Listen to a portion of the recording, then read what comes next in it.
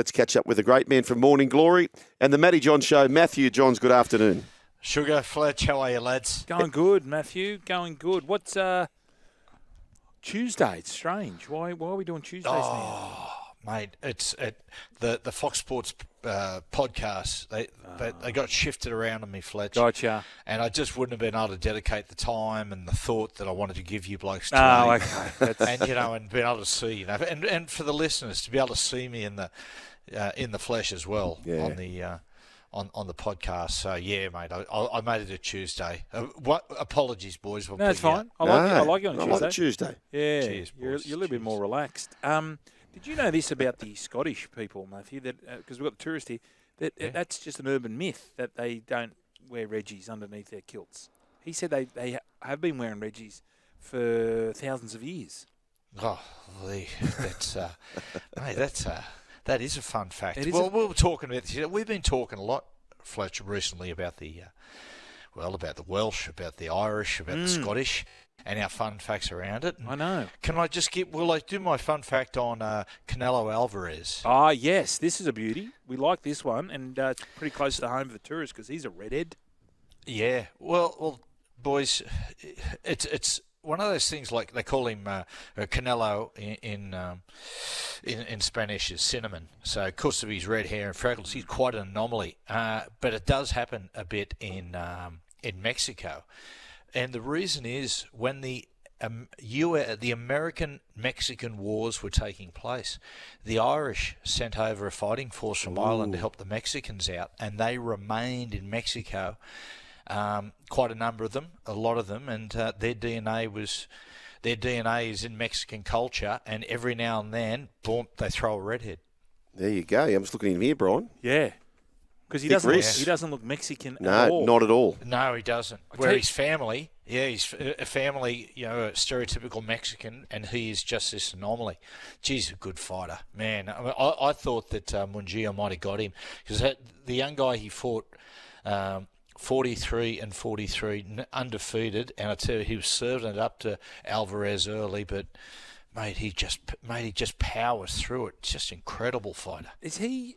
Could Tim Tszyu? I mean, I know it's Yes. a big step up, but No, are they? What's the weight difference? Fletch, they could fight. It's minimal. So one of them to just step up, one will just step down slightly. But yeah, I mean, Tim was sizing up Terence Crawford. Now there's a bit of talk about Canelo and Terence Crawford amongst a few others, but they could certainly fight each other. In fact, I was talking to Matty Rose at one point, and he said that a few handlers were trying to, before he had the fight with Fundora, was just trying to line up a possible fight between Tim and Canelo, because what started to happen, boys, Canelo had a couple of fights, a few fights back. He was rather unimpressive with his performance, and I think a lot of younger fighters smelled a bit of blood in the water. They'd be going after him. Anyway, Matty Rose was smart enough to say, no, we're not ready for that yet. Charlo went for him. He just punched tripe out of Charlo, and then he had the big win over Munguia. So it'll be interesting what happens next. Hey, Matty, just remind me, who was the bloke Tim was originally supposed to fight? Do you remember who that was before Fundora? Yes. Yep. And what happened to him? Like, what's this bloke? He got injured. Yeah, but what's happened to him since then? Is he just off the planet? Is he?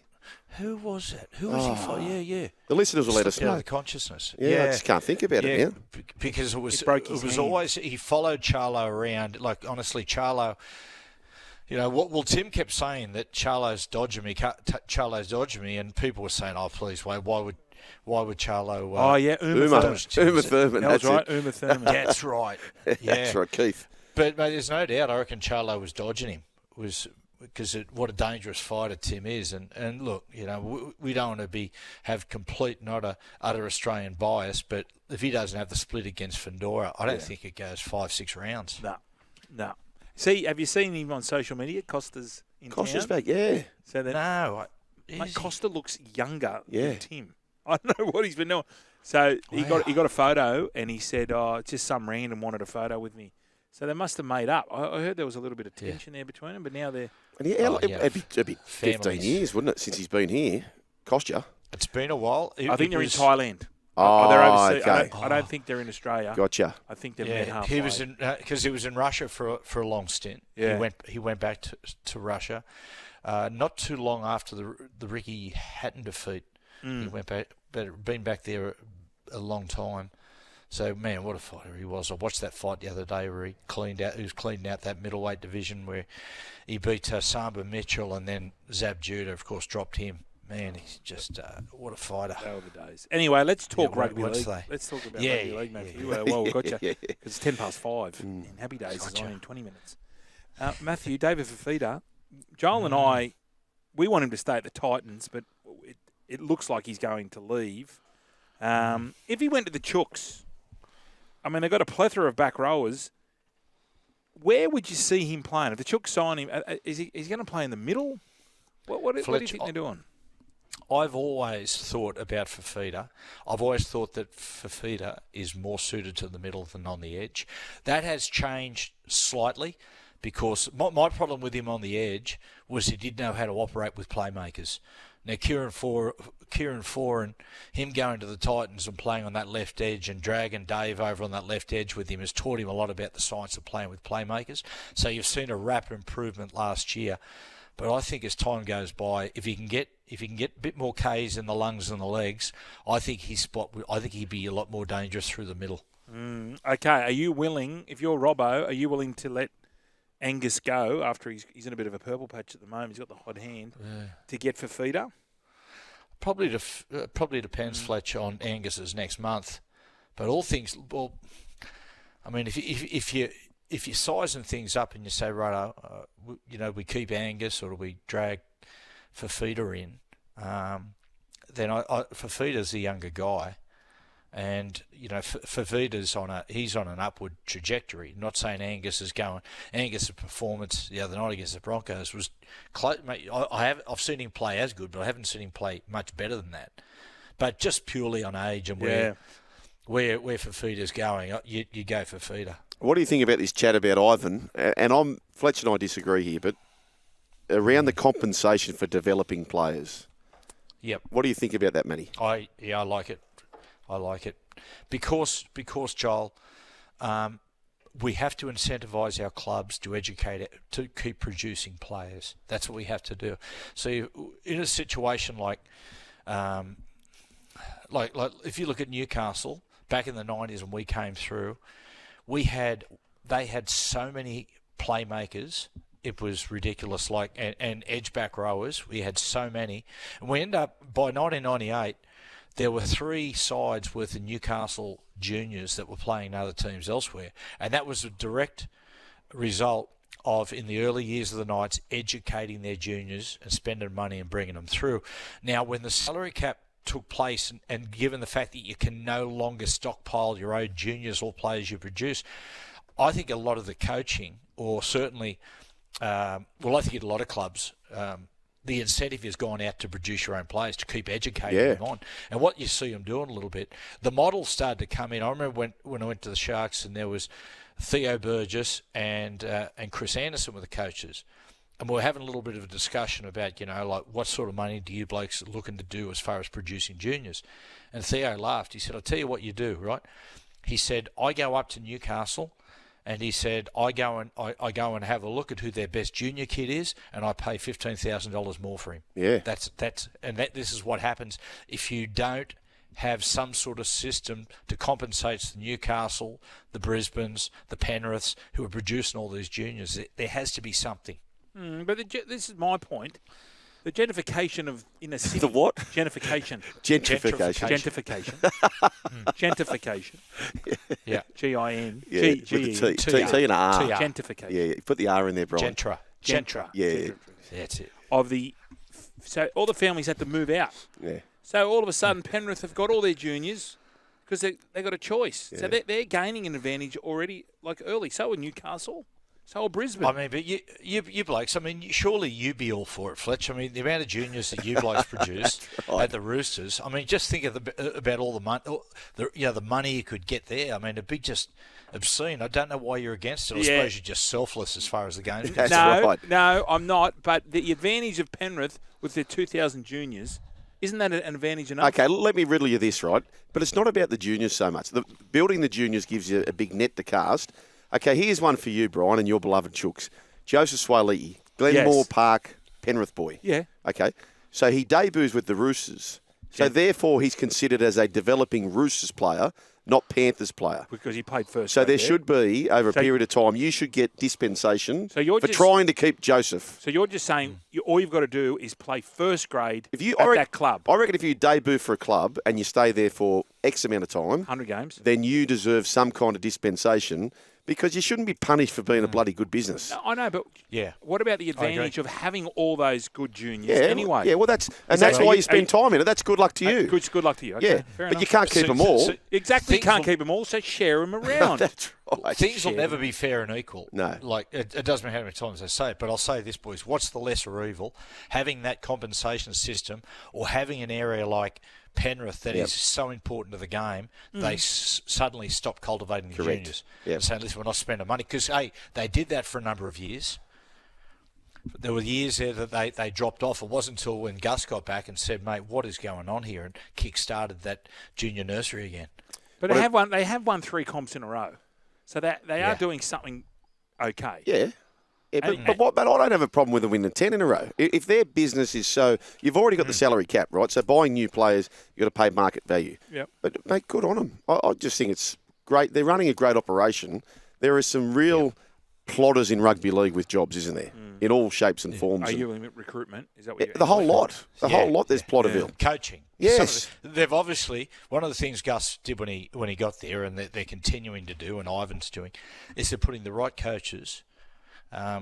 in the juniors sides, people who I dare say would probably be first and foremost educators, as opposed to people who are trying to win comps and elevate themselves, which is really it's a very, very important one for the game as well. Agree with that. Apparently, Gus is challenging the fine. Yeah. And Vossi had a novel idea. That would be great TV. Vossi, yeah. That would be great TV for Gus to do that live on broadcast. To fight his fine. Oh, like a Judge Judy? Yeah, that'd be good, wouldn't it? Well, what about this, right? What about like the big judiciary cases? If Fox League, right, if it wanted to, had the right to go in there and set up a camera in the really big judiciary hearings, 100%. We could do that. Yeah. Freedom of Speech Act. Put a little worm in there. Yeah, let's do it. Like a debate. Yeah, the debate worm. Like they could sort of guess where it's going. You know, Gus studied law. Did he? 100%. Gus almost became a lawyer. Wow. So I think he did about 3 years. Did he? Maybe 18 months. Objection. No. Objection. Gus, I would back Gus against another lawyer. Yeah. It'd scare him for one. Yeah. Redheads are smart. Redheads are very, very smart. Oh, mate, he manipulated so good, wouldn't he? The other bloke would just be in a fetal position even before the case started. So good. Okay, so where are we thinking? Where are we thinking David Fifita ends up? Tell you what, Fletch, I'm with you, Blake. So it'd be good to see him stay at the Titans, elevate the Titans, because if he leaves, I fear what Tino's going to do. Okay. If he's going to leave, I would say, look, if it was me, I'd go to the Chooks because Penrith are in a better position, but I don't know. I'd feel like if I went to Penrith, not that I'd missed out, but that you were sort of just a footnote in there. Like if they go on to win 5 comps in a row, and you were there for the last, you're there for that last one, let's say, then you'd sort of almost be a bit of a footnote. Maybe not. Maybe he doesn't think that way, but yeah, his partner. That's what I think. His partner, Shaylee Bent. Shaylee Bent. She's from. She's out that way. Glenmore Park. She's a Glenmore Park girl. Yeah, right. What about this, boys? So Code Sports reporting that there might be a push for Hasler to let him go for Fifita. Get $1 million. To have a real serious crack at Jerome Hughes. Jerome Hughes. Yeah, right. Would you take that? Interesting. I would, definitely. Jerome Hughes is the mouse. Yeah. Matty, would you take that? Yeah, I would. I would too. Yeah, I would. Let's have a look. How old's Jerome? Yeah, I was about to do quickly, that, Matthew. That's the thing. And one. I'll do devil's advocate here. Is that one thing the worries me probably if you're spending that amount of money on Jerome is he's constantly getting calf injuries. Let's have a look at this. Jerome Hughes. How old is Romy? So he'd be 29. Ding, ding, ding, ding, ding. Matthew, spot on. So, 29. he's turning 30 in October this year. Okay, yeah, it's cheeky getting on there, isn't he? Yeah. David Fifita's 24. He looks 100. 24? 24. Wow. Yeah. Angus Crichton, 28. So, I saw him play in the Australian schoolboys, for Queensland schoolboys, in out at Penrith, out at St Mary's, the Australian schoolboys championship. I said, I'll go and have a look. And I'm watching this kid.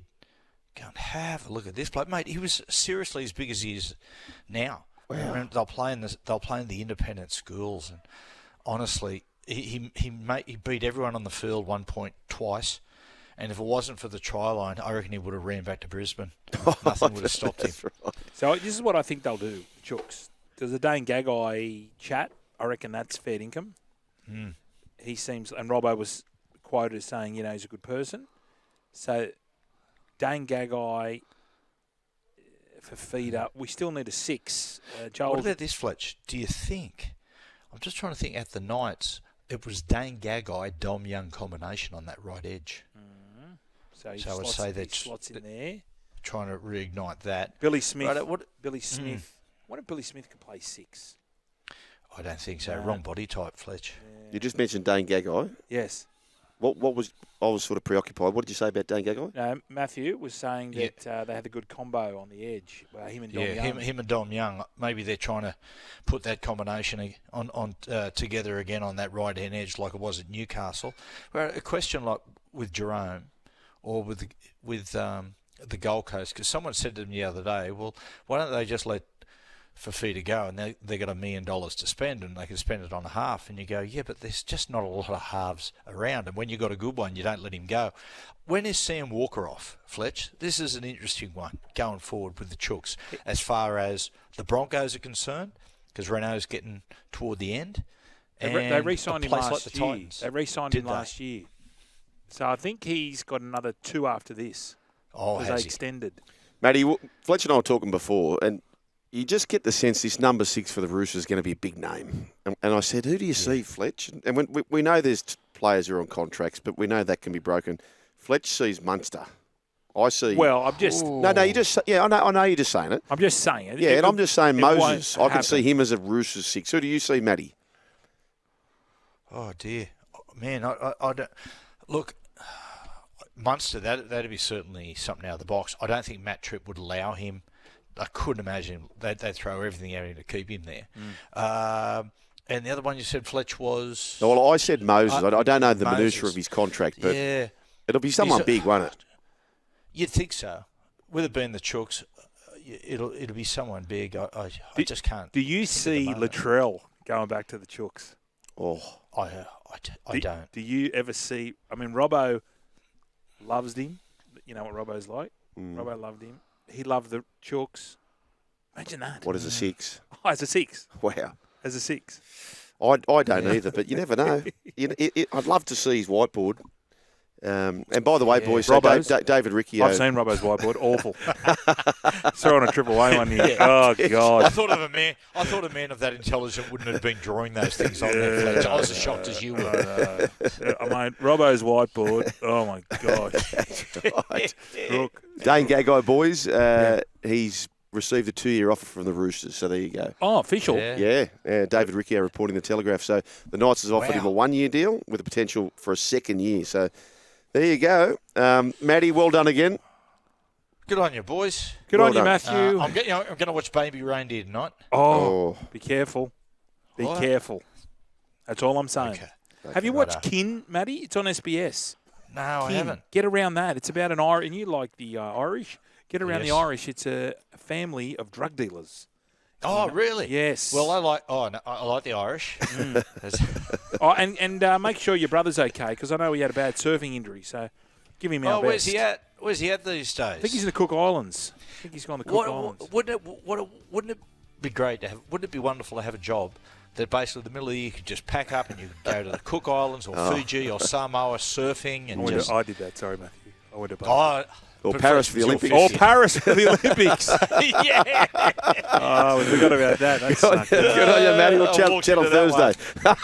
Good on you, boys. There he See you, is. Matthew. Matty Johns of Morning Glory.